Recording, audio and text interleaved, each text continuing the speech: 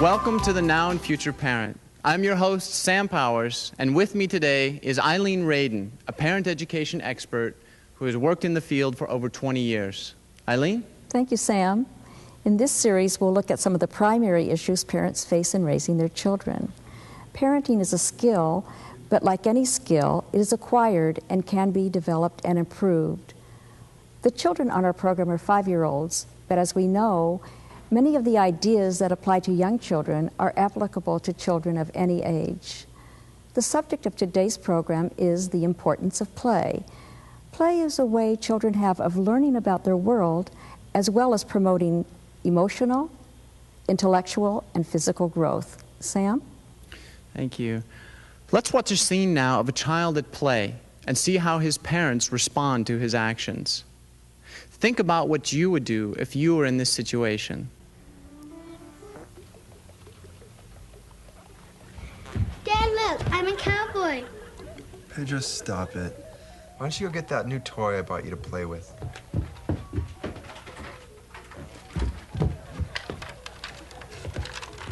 Daddy tried to catch me. Pedro, stop it. Don't you ever get tired? No. You just got back from your swimming lesson. Why don't you just sit down for a minute? Or why don't you go play with your toy? But it's broken. You broke that toy already? Why do you always break the things I buy you? The things I buy you are very expensive. Why can't you learn to take care of them? Why do you always have to go around running around and throwing things? Oh, sweetheart, here, sit down. Be a good boy, okay? Gonzalo and Teresa were watching television. Their son Pedro was playing and making noise. This bothered them. They asked him to be quiet and settle down. Before we continue, think about the following questions. How did Gonzalo and Teresa's attitude towards Pedro playing affect his behavior? What would you do if you were in the same situation?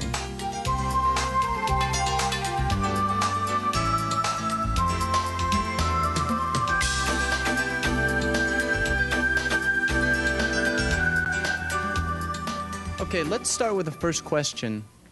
How was Pedro affected by his parents' actions?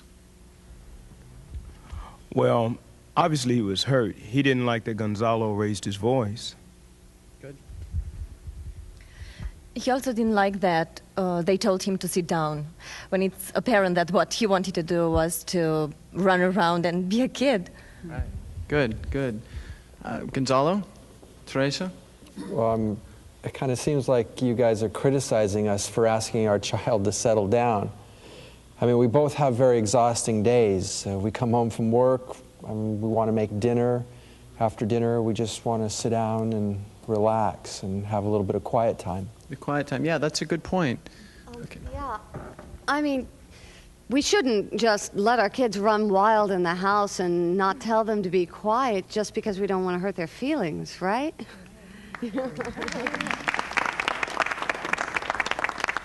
No, sure. I agree that you can't let your kids control a house, but Gonzalo, you said earlier you had needs when you got home from work, the need to relax, to spend quiet time, whatever. Right, yes, I did. So don't you see that the kid has needs too? He needs to play. I mean, he is a kid. That's what kids do. Good point. Eileen? Well, yes, play is important to child development. There are different types of play, and each type satisfies specific needs.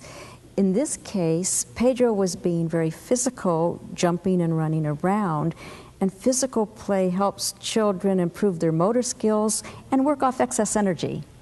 Well, we understand that physical activity is very important.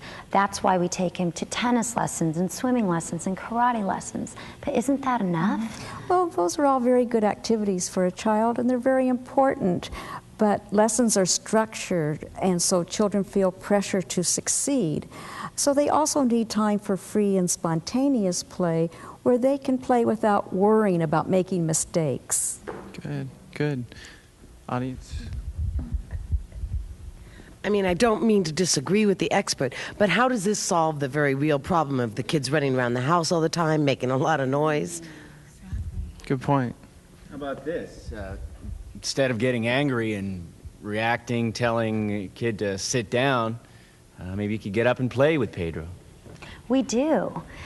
I guess we could do more, but Pedro just has so much more energy than we do. What else could we do to keep kids from running and jumping in the house? Well, we can clearly define where it's okay for them to run and jump and where it's not.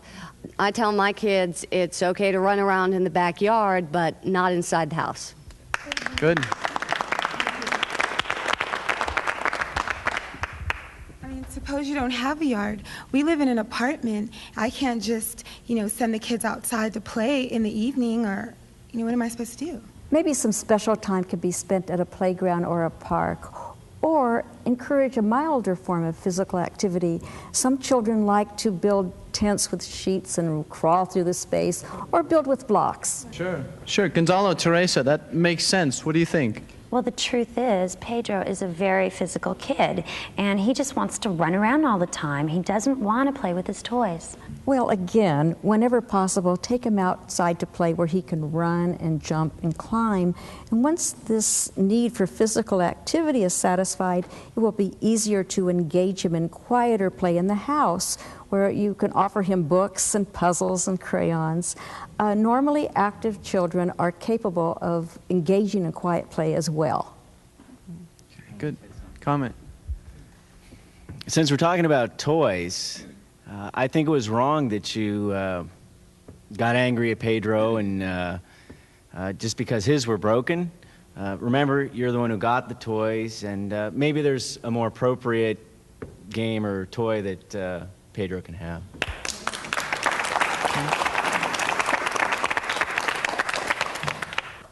These are very expensive toys. I just get him the kind of toys that I would have wanted when I was a kid. You disagree, Teresa? No, I don't disagree, because I know that Gonzalo wants to get Pedro the best toys, but maybe sometimes they're not the best toys. What do you mean by that? I mean, I don't think that Pedro breaks his toys because he doesn't like them. It's just that he wants to take them apart and see how they work. That's called breaking. Look, I can't afford to get Pedro a new toy every time he takes something apart. Okay. I think broken toys are a common occurrence. Audience, what do you think can be done? Pedro breaks his toys. What can be done to fix that? What are some options? I mean, I agree with Gonzalo. He's got a right to be angry. He can't keep buying new toys. Pedro's got to learn to take care of his things. Gonzalo, not to criticize you or anything, but do you know how toys have different age levels on their boxes? Yes, I do. Are the recommended ages of the toys the same as Pedro's? I have no idea. I just get him the kind of toys that I would have wanted when I was a kid. Eileen? Yeah, well, there's a reason for recommended ages for toys for children. A child may become frustrated with the toy that's too advanced for his level of maturity and may think of himself as incompetent and inadequate. Pedro, it's not that he doesn't appreciate the toys, it's just that he's a very curious kid and he wants to take them apart. It's his nature to find out how they work. He is a very curious kid. Comment.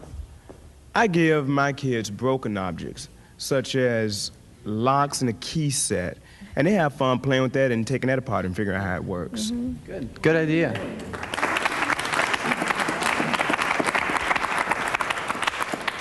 Well, that's a great idea, and who knows, he may grow up to be an inventor or an engineer.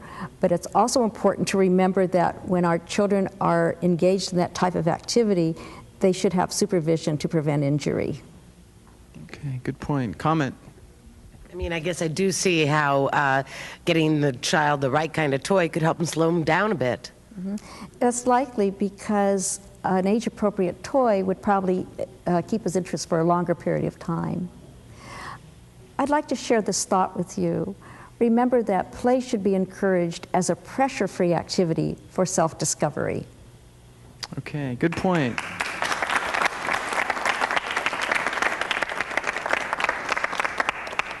Let's review now the important ideas we've discussed. Which of the following choices could Gonzalo and Teresa make to encourage Pedro's playing? A. They could tell Pedro running and jumping are outdoor activities, then help him decide on acceptable ways to play in the house. B.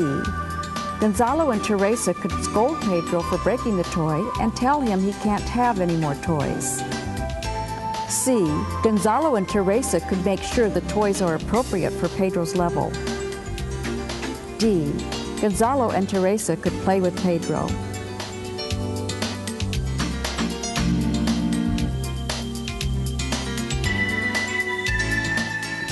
A, C, and D are appropriate choices Gonzalo and Teresa could have made. You may have additional good ideas as well. Letter B is not the best choice. Scolding or threatening Pedro for breaking the toy does not teach him how to play with it. He may not be ready for that type of toy. Let's summarize some of the key ideas from this section. Number 1, encourage your children to follow their own interests and provide opportunities for various types of play. Number 2, make sure your children's toys are appropriate for their age level. Toys that aren't right for a child could be detrimental instead of beneficial. Number 3, don't overload your child with scheduled activities. Make sure you also allow a great deal of spontaneous playtime for your child. Gonzalo, Teresa, would you like to go back in time and try the scene again? Yes. Yeah. Let's watch and see what Gonzalo and Teresa do differently. Look, Dad, I'm a cowboy. Hey, we don't run and jump in the house. Hey, why don't you go get your blocks and then we'll build something? But I'm a cowboy. Try to catch me. I think somebody needs to go outside and play. Come on, Dad. All right, remember, we run outside, not inside. Have fun.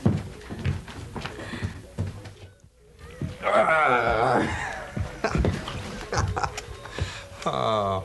Hey, want to go play with your blocks? Yeah. Be sure to show me what you built when you're done. How did you feel? I felt good. I was aware of Pedro's needs, and I think that that made Pedro feel good too. And that's ultimately what's important. Now let's watch another scene. Think about what you would do if you were in this situation.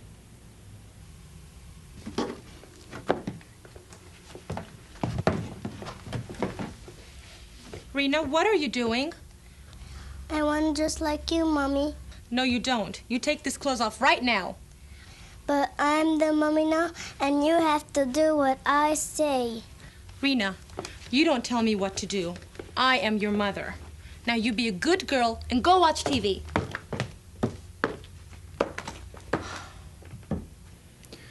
Rena tried on her mother's clothes, and Arzu became upset. Think about the following questions. What were Rena's intentions? How did Arzu's behavior affect Rena? What would you do if you were in this situation?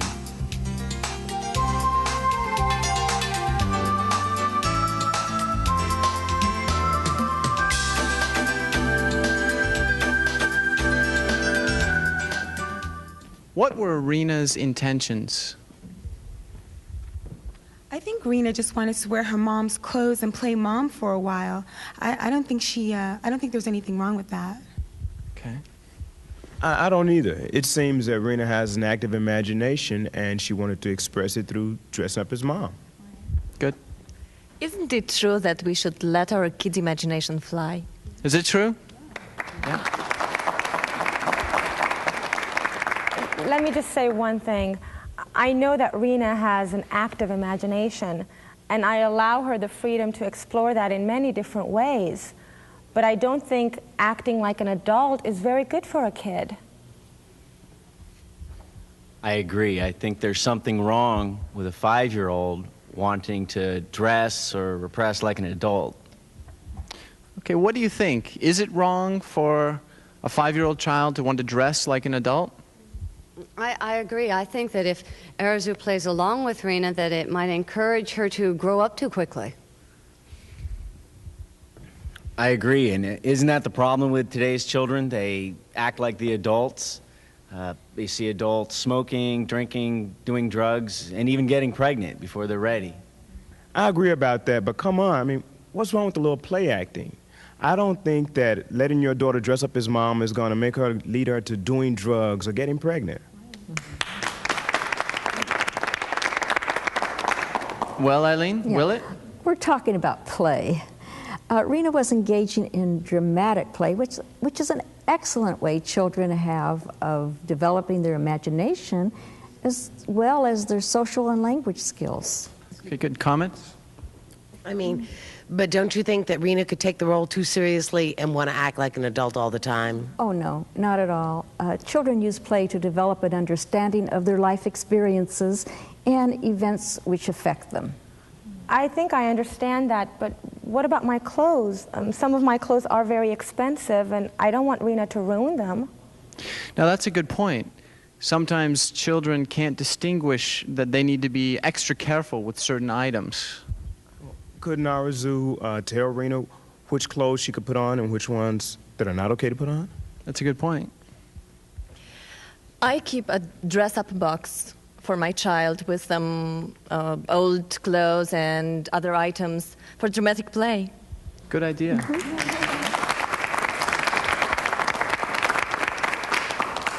Yes, at Arazu you could do that, and then you can even play along and assume the role of the child to Rena's role of mother.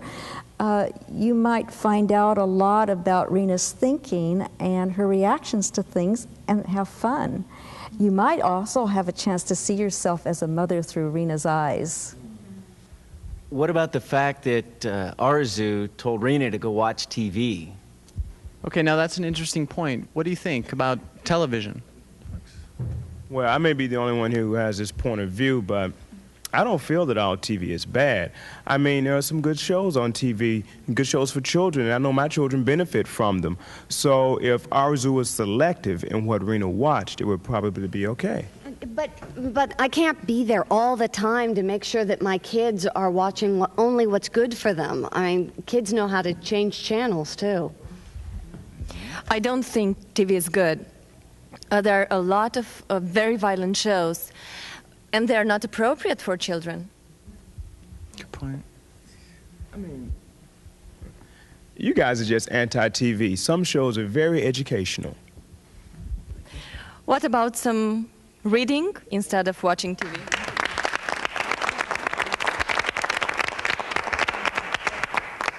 Reading is good, but some TV is good too.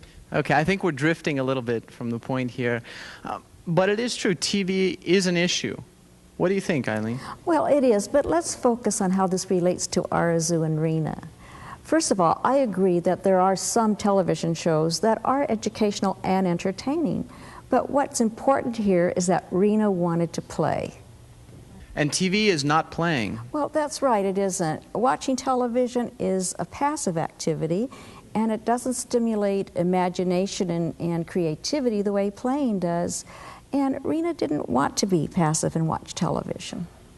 So it's not okay for me to ask Rena to watch TV? Well, I'm not saying we should never watch television. What I'm saying is that we need to be aware of our children's needs and interests.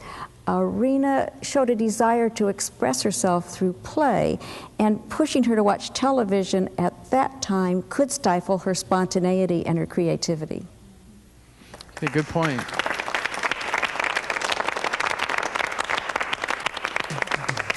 Let's review now some of the important ideas we've discussed. Which of the following choices would be appropriate for Arazu? Think about Rena's playing needs as you make your choices. A. Arazu could tell Rena that she will gladly let her be mommy for a while. B. Arazu could tell Rena that right now is not a good time, but she will watch television with her instead. C. Arazu could tell Rena that the clothes she picked to play mommy are very delicate, and if she changes clothes, she can play mommy for a while. D. Arazu could tell Rena that it's not right to act like an adult, but they can pretend to be other people instead.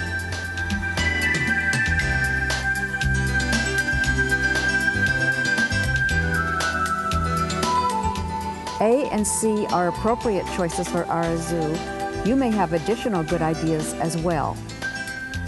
B is not the best choice. Watching television together is a good practice, but in this case, telling Rena to watch television sends a message that her ideas are unacceptable. D is also not the best choice. It is perfectly all right for Rena to pretend to be an adult while role-playing. Let's summarize the key points from this section. Number 1, role-playing allows children to test ideas and practice activities in the safety of make-believe. Plus, it improves language, cognitive, and social skills. Number 2, it's important that we don't impose on a child what we think she needs to do in play. We need to help and encourage the child to explore her own interests so that she may do her own learning. Number 3, television can cause a child to be passive because imagination and creativity are not being stimulated. Fortunately, here we can go back in time. Arzu, would you like to show us what you would do differently? I'd love to.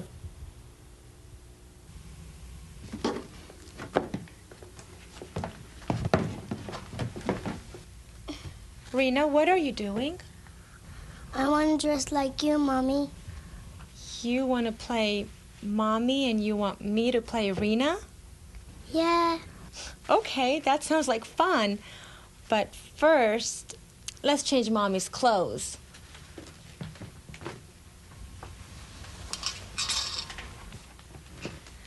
So this coat is better for you because this shirt can tear easily.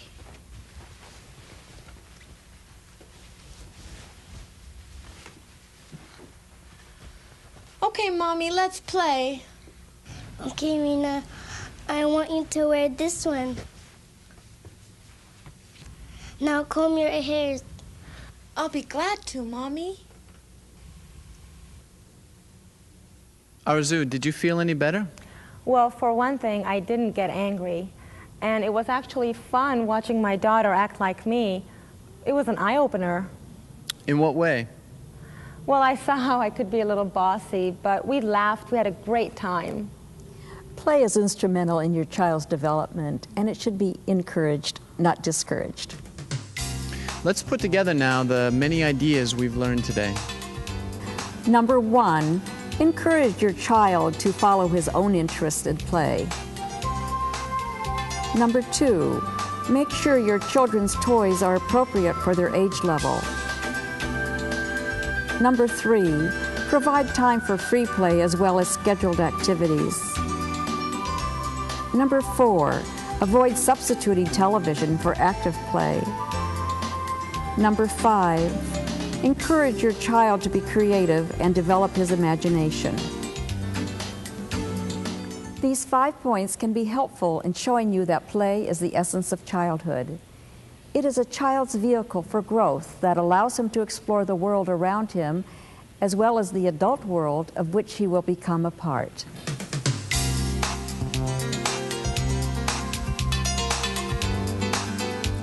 An excellent way to implement these new skills with your children is to keep a daily journal. You may want to write down the play activities your child enjoys and the ways you encourage play. Write down the ways you play with your child as well. Thank you, Eileen. And thank you for joining us today. We look forward to working with you again on our next episode of The Now and Future Parent.